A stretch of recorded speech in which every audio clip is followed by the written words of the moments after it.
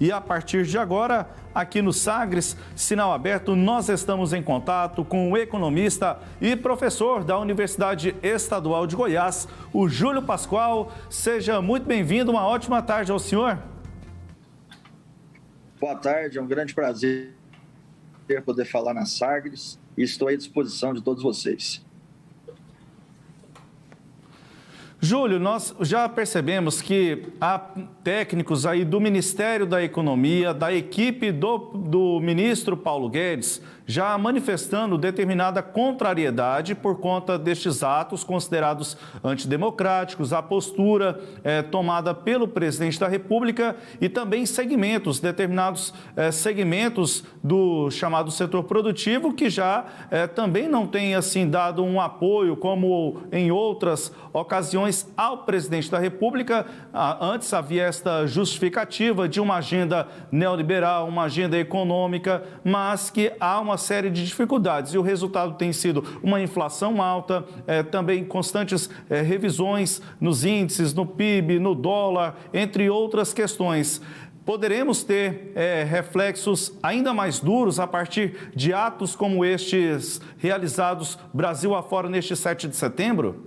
Olha, Samuel, o que deixa a gente sem entender é porque o cenário econômico ele é totalmente adverso para que você tenha uma manifestação da ordem que nós estamos tendo em Brasília, em São Paulo, no Rio de Janeiro, em Belo Horizonte, enfim, nas grandes capitais. Porque a verdade é o seguinte, nós perdemos 9,4% de renda na pandemia, isso segundo dados da Fundação Getúlio Vargas.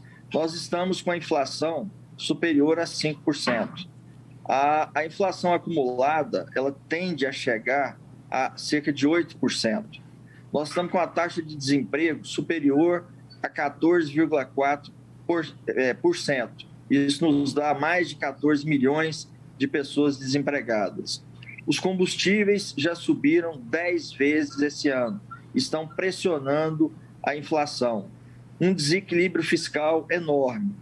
E, além disso, uma crise institucional provocada pelo presidente, que não aceita o equilíbrio, né, entre os poderes, judiciário, executivo e o legislativo. E isso, de certa forma, tem impactado negativamente na taxa de investimento no país. A nossa taxa é extremamente baixa, em torno de 16%, para uma carga tributária em torno de 37% do PIB. Isso prejudica em muito a nossa retomada. Então, quanto mais manifestações, mesmo que com as pessoas aceitando o chamado do presidente, como hoje, estiverem em voga no país, atentando, na sua grande maioria, contra os pilares da democracia, isso gera para o setor privado, principalmente o setor produtivo, o setor na área de serviços, muita insegurança. E essa insegurança tem prejudicado muito o país. Então, a gente fica sem entender, porque os números não correspondem com a satisfação popular. Os combustíveis, nós nunca tivemos combustíveis acima de R$6, né? Gás de cozinha acima de R$100. Então, era para as pessoas estarem com outro comportamento e não indo para as ruas da forma que foi hoje, né? E que estão legitimando os atos do presidente da República. E isso realmente fica extremamente difícil para a condução econômica, vamos dizer assim, do país.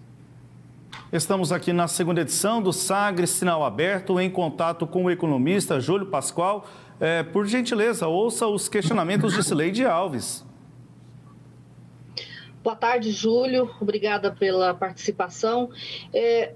Você fez aí um relato, né, do quadro econômico e a gente sabe que só agora, coisa de uma semana atrás, os representantes aí do PIB do país, do setor, inclusive do setor financeiro, começaram a reagir ao presidente. Você entende que esse segmento tende a desembarcar do governo ainda mais ou esse setor ainda vai ter mais paciência com o governo de Bolsonaro e com o quadro atual?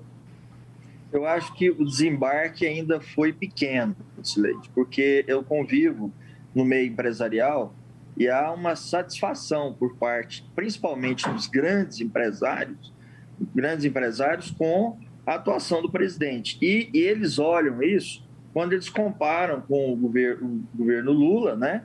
E em razão, principalmente, do que aconteceu e foi deflagrado, vamos dizer assim, com a Operação Lava Jato.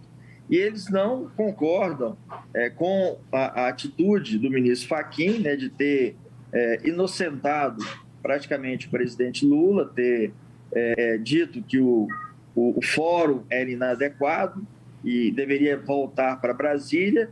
Até aí tudo bem, mas quando se eliminaram as provas, né, todas as provas levantadas corretamente ou não, isso gera para eles, para a grande maioria deles, uma preocupação com o retorno do ex-presidente Lula e um possível, que eu não acredito, né, possível abertura para um caminho para que o comunismo se instale no país.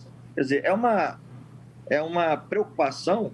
Se nós olharmos a história do Partido Comunista no Brasil, desde a era Prestes, que foi uma das eras mais importantes, vamos dizer, e depois em 64, com João Goulart, com a preocupação, né, do comunismo realmente ser instalado, nós vamos ver que isso é humanamente possível. O Brasil não tem essa cultura para chegar a esse sistema.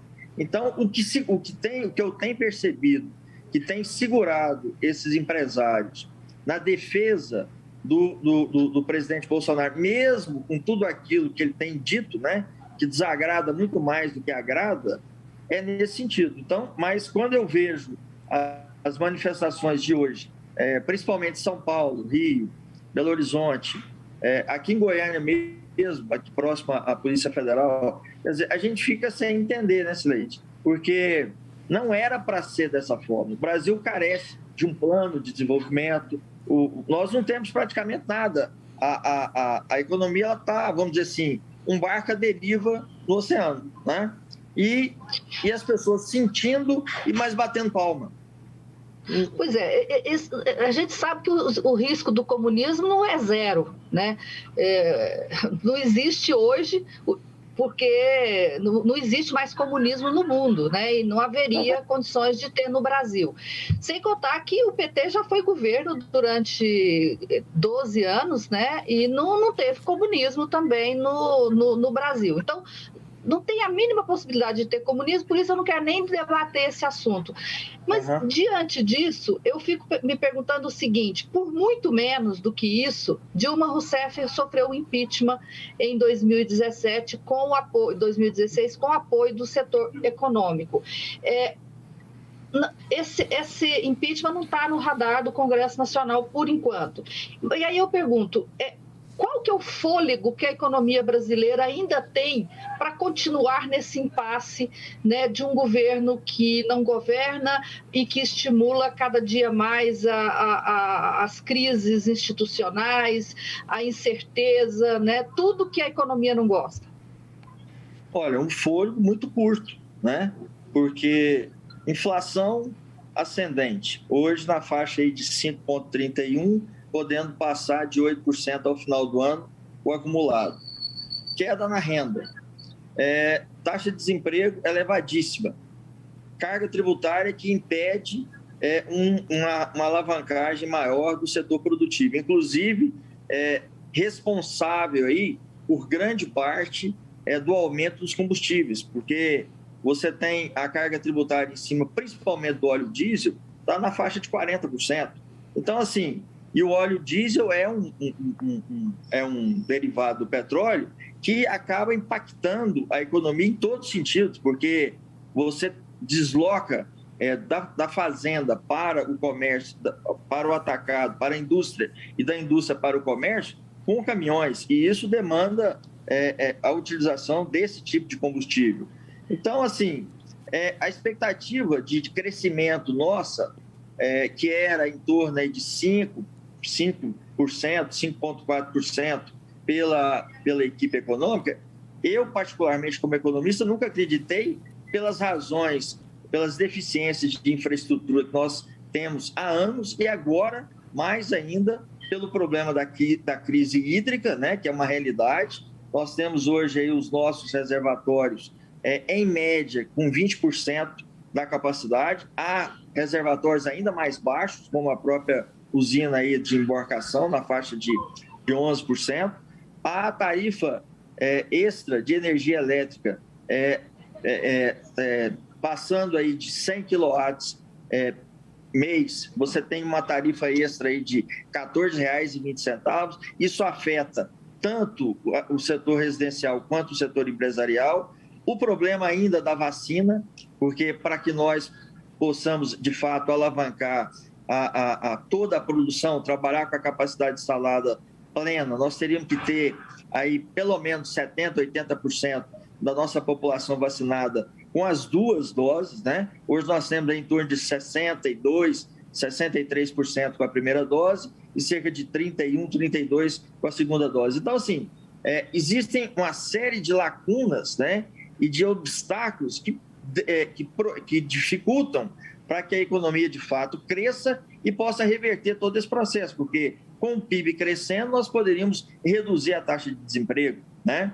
Poderíamos melhorar a receita dos estados, poderíamos melhorar o próprio investimento. E é totalmente adverso o cenário. Então, assim, eu vejo uma possibilidade de retomada da economia nos próximos 2, 3 anos. E ainda tem mais um dado que pesa muito em relação ao trabalhador, porque nós estamos com todos esses aumentos em 2021 e o governo acenou com a possibilidade de aumento do salário em torno de 6,2% para 2022. Então, assim, o consumo do governo, que tem um peso muito forte na formação do PIB, ele vai ficar comprometido em função da dívida das pessoas.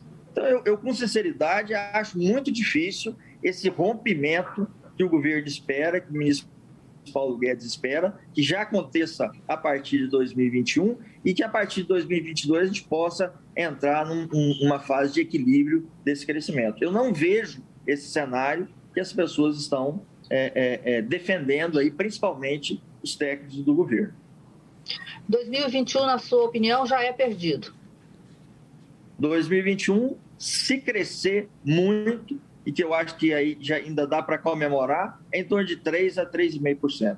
Porque como que você vai crescer sem energia elétrica? Como que vai gerar energia elétrica com os reservatórios baixos?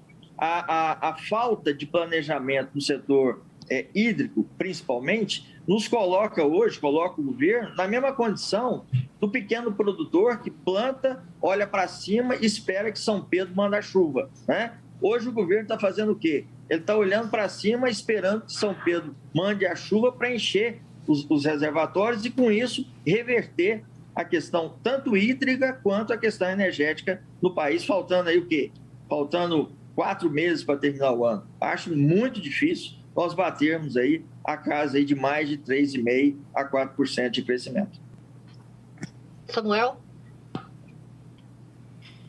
Júlio, muito obrigado pela entrevista aqui à Sagres. Uma ótima tarde, até uma próxima oportunidade. Eu que agradeço, para mim é uma grande honra falar aí com você, né? Com a Cileide, que é uma jornalista muito competente, e a gente está aí, sempre à disposição da Sagres. Muito obrigado. Obrigada. Júlio Pascoal é economista e professor da Universidade Estadual de Goiás.